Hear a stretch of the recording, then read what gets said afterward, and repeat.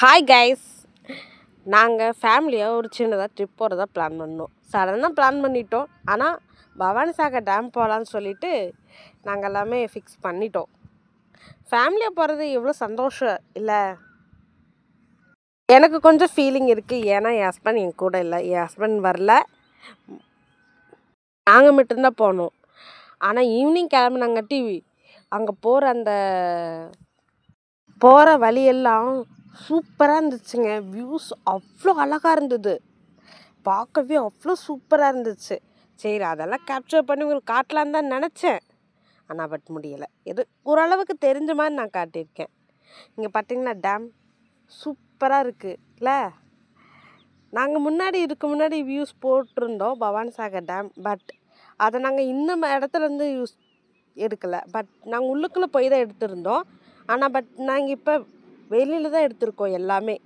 Dam பார்க்க சூப்பராக இருந்துச்சு. நாங்கள் எல்லோரும் ஃபேமிலியாக ஜாலியாக இருந்தோம். ரொம்ப நேரமெல்லாம் நாங்கள் அதிகமாக இருக்கலை. ஏன்னா பார்க்குக்குள்ளே போக முடியாது, பார்க்கு அலௌடு கிடையாது. ஈவினிங் 6 o'clock மேலே பூட்டிடுவாங்க. ஸோ அதனால் நாங்கள் வெளியிலேயே தான் இருந்தோம். வெளியிலேயே சுற்றி பார்த்துட்டு வந்துட்டோம். இது ஓடுதே. இங்கேயுமே வியூஸ் செமையாக இருந்துச்சு, ரொம்ப நல்லா இருந்துச்சு, பார்க்கவே அவ்வளோ அழகாக இருந்துச்சு.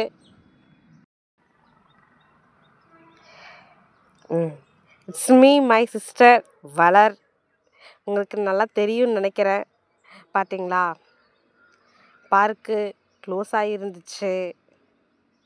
ஸோ அதனால நாங்கள் ஜாலியாக என்ஜாய் பண்ணிவிட்டு கடைக்கு போய் வாங்கி சாப்பிட்டுட்டு, பார்த்தீங்களா எவ்வளோ மீன், கருவாடு, அது இது நிறைய வச்சுருந்தாங்க. பட் நாங்கள் எதுவும் சாப்பிடல. ஸோ அதனால் நாங்கள் வெறும் ஸ்நாக்ஸ் மக்காச்சோளம், அதுக்கப்புறம் மாங்காய், அப்புறம் நவாப்பழம், அப்புறம் கடலை, இந்த மாதிரி வாங்கி சாப்பிட்டு நாங்கள் வீட்டுக்கு கிளம்பிட்டோம். பட் மக்காச்சோளம் பார்த்தோம், மக்காச்சோளம் நல்லா இல்லை.